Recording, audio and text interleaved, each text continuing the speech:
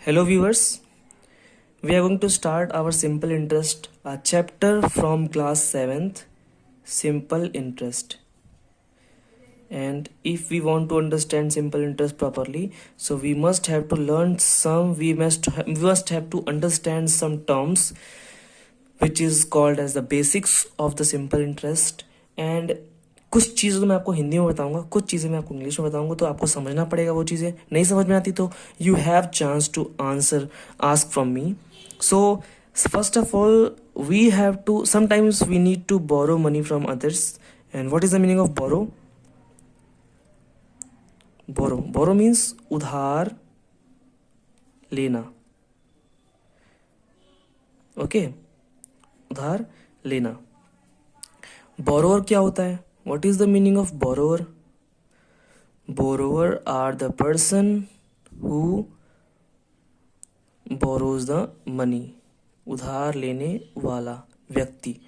Okay, and what is the meaning of lend? Lend means उधार देना.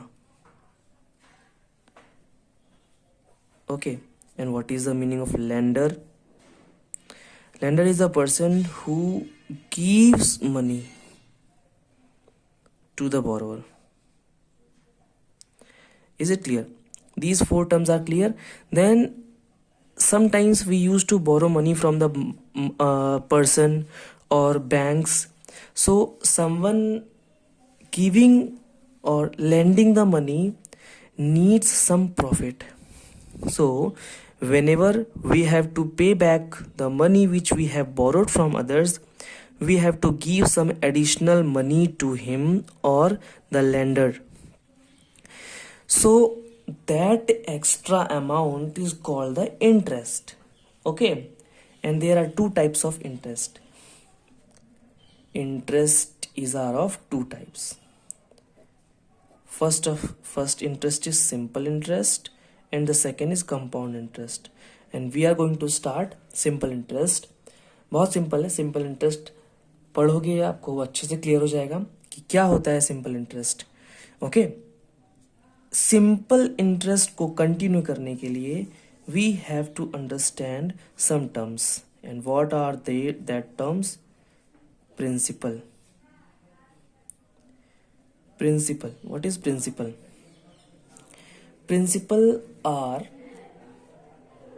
Principal is the money.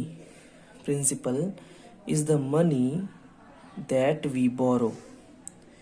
That we borrow from the lender. From lender. Clear? जो पैसा हम किसी से उधार लेते हैं वो पैसा हमारा प्रिंसिपल कहलाता है.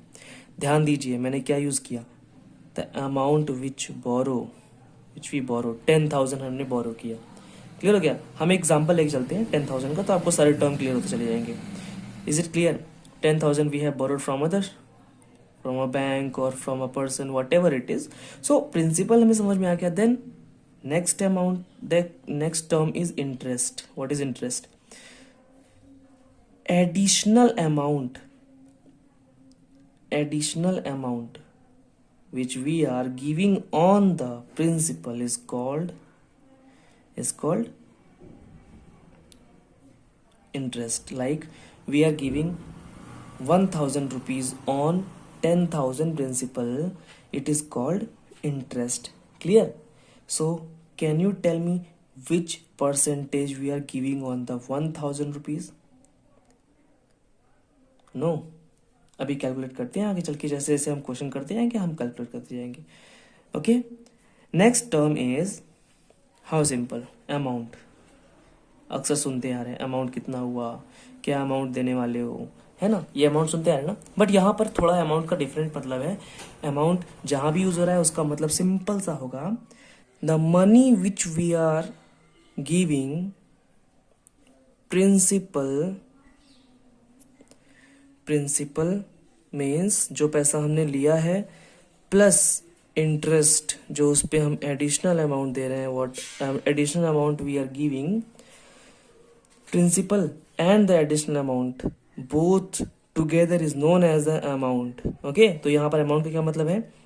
जो भी रुपया हमने किसी से कर्ज लिया उसके ऊपर कुछ उसको प्रॉफिट भी दे रहे हैं, दोनों को मिलाकर के हमारा जो टर्म कहलाता है 11,000, ये हमारा क्या हुआ, अमाउंट। तो इस के पूरे चैप्टर में wherever amount is used you must have to understand, you must have to take it as the principal plus interest. Is it clear? नहीं क्लियर है तो आप पूछ लेना कि सर अमाउंट का क्या मतलब होता है। ओके, नाउ नेक्स्ट टर्म हम आते हैं अमाउंट के बाद, एक चीज और है, रेट। क्या होता है रेट? सुना होगा आपने रेट ऑफ इंटरेस्ट। इसको क्लियर कर देते हैं, रेट ऑफ इंटरेस्ट क्या होता है। रेट का मतलब होता है, it's very simple, the interest on ₹100 for 1 year is known as the rate % per annum. Okay, 100 rupees per जो भी हम इंटरेस्ट पे कर रहे हैं, 100 रुपीज पर जो भी हम इंटरेस्ट पे कर रहे हैं, interest on 100 rupees, interest paid to the lender is called rate.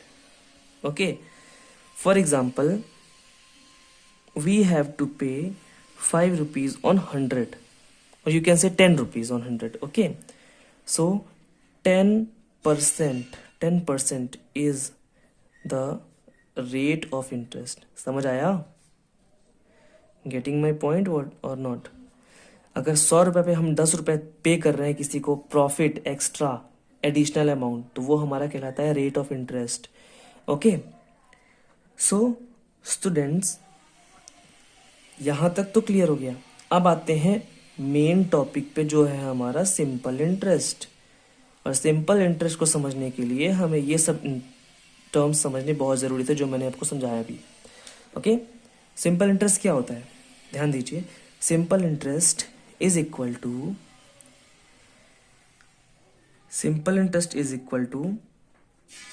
principal multiply rate of interest multiply time upon 100.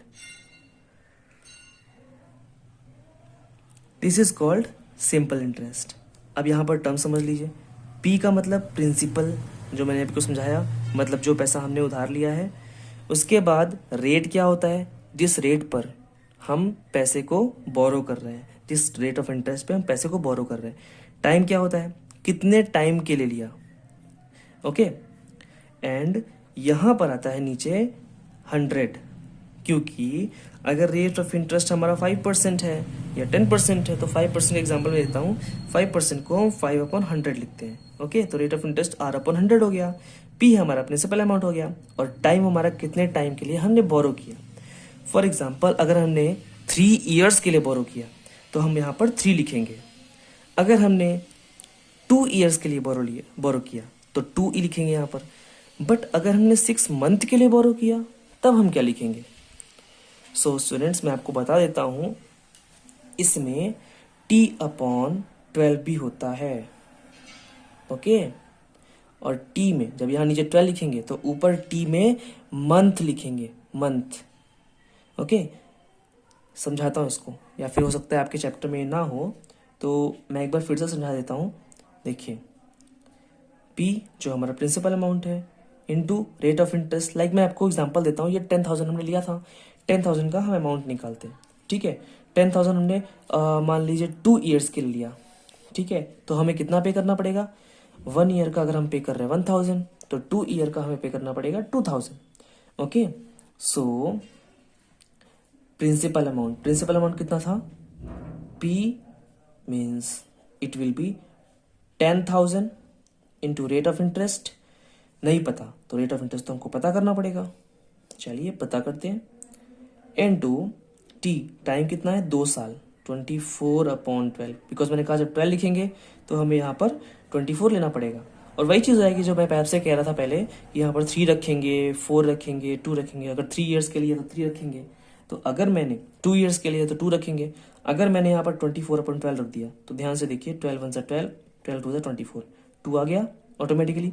सो इस तरह से मैंने यहाँ पर 2 और 3 पहले से ही रख दिया, 12 नहीं लगाया था। ये क्लियर हो गया। अब देखिए इसका रेट ऑफ इंटरेस्ट पता करना है, तो हमें ऐसा ही गिवन है ना, ऐसा ही गिवन है। ऐसा ही कितना है, ऐसा he is means simple interest कितना है, सिंपल इंटरेस्ट हमारा 2000 हमें पता है कि 2000 रुपये हमें पे करना पड़ेगा।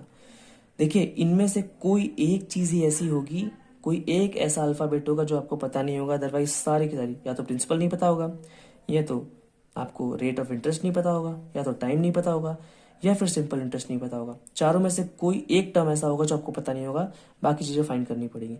तो इससे सिंपल तो मुझे लगता है कुछ होगा ही नहीं। It's very simple. 2000 हमें मालूम चल गया, प्रिंसिपल हमें मालूम चल गया 10,000, मल्टीप्लाई रेट ऑफ इंटरेस्ट हमें नहीं पता तो आर हम ऐसे ही छोड़ देंगे। टाइम हमें मालूम चल गया 2 ईयर्स, देखिए हमने काट के रखा 2/100। क्लियर। सो आंसर कितना होगा, देखिए 10 से 10 काट दिया, 20 से 20 काट दिया, अब यहाँ पे बचा 100, 2002। अब देखिए 2 मल्टीप्लाई में है तो इज इक्वल टू के इस तरफ जाकर के किस में कन्वर्ट हो जाएगा, मल्टीप्लाई में है तो डिवाइड में हो जाएगा। तो 2000 यहाँ पर ऐसे लिखे रहने देते हैं, नीचे लेकर आते हैं 2 इज इक्वल टू, यहाँ पे 100 है, 100 किस में है, मल्टीप्लाई में, तो ये भी डिवाइड में जाएगा 100, और यहाँ पर बचेगा सिर्फ आर। देखिए ये हमने इधर भेज दिया नीचे, ये हमने इधर भेज दिया नीचे डिवाइड में, और नीचे तो कुछ था ही नहीं हमारे पास डिवाइड में, तो ये तो ऐसे ही रहेगा 1 का 1। ओके, अगर हम 1 चाहे तो भेज देंगे तो 2000 1 जा 2000 ही हो जाएगा। आर बचा, इसे कट करेंगे, 1 0 से 1 0 कट गया, 1 0 से 1 0 कट गया, बचा हमारे पास 2, 2 1 जा 2, 2 1 जा 2, 2 के साथ 0 लगा हुआ है 10। So the rate of interest is equal to 10% per annum. Okay, is it clear. तो 10% पर एनम पे हम पैसे पे कर रहे थे। क्लियर हो गया। तो 100 रुपीज पे हम कितना पे कर रहे थे, 10 रुपीज। तो 10,000 रुपीज पे कितना पे करेंगे, 10,000 पे 1,000 पे करेंगे। क्लियर हो गया। मतलब यहाँ से 1 0 का कम हुआ था तो वहां से भी 1 0 कम हो जाएगा। ओके, इतना क्लियर हो गया। अब आते हैं कुछ और फॉर्मूले बनाए हुए जो हमारे सिंपल इंटरेस्ट से बन सकते हैं। ओके, चलिए देखते हैं। S I is equal to P into R into T upon 100। Okay, अगर मैंने आपसे कहा कि जैसे रेट नहीं दिया हुआ है तो R is equal to S I into 100 upon P into T, ये कर लेना। देखिए वही चीज़ मैंने की नीचे, ठीक है, जो मैंने किया था वो यही किया था। यहाँ पे मैं डायरेक्टली लिख रहा हूँ। कहने का मतलब है ऐसा ही हमारा है, 100 हमारा डिवाइड में है तो एस आई के पास चला जाएगा, सिंपल इंटरेस्ट के पास जाएगा, तो इज इक्वल टू के लेफ्ट साइड जाने पर ये डिवाइड से मल्टीप्लाई में कन्वर्ट हो जाएगा। तो देखिए 100 मल्टीप्लाई में आ गया, पी और टी मतलब प्रिंसिपल और टाइम हमारा मल्टीप्लाई में है तो वो दोनों डिवाइड में चले जाएंगे। देखिए डिवाइड में आ गए। क्लियर हो गया। और एज इट इज ऐसे ही दूसरे फॉर्मूले बन जाएंगे। जैसे अगर टाइम निकालना है तो हमें क्या करना पड़ेगा, S I into 100 upon P into R. अगर हमें प्रिंसिपल अमाउंट निकालना है तो S I into 100 upon R into T. Clear हुआ। ये सारे फॉर्मूले बन जाएंगे और इस तरह से हमारा बेसिक कंप्लीट होता है।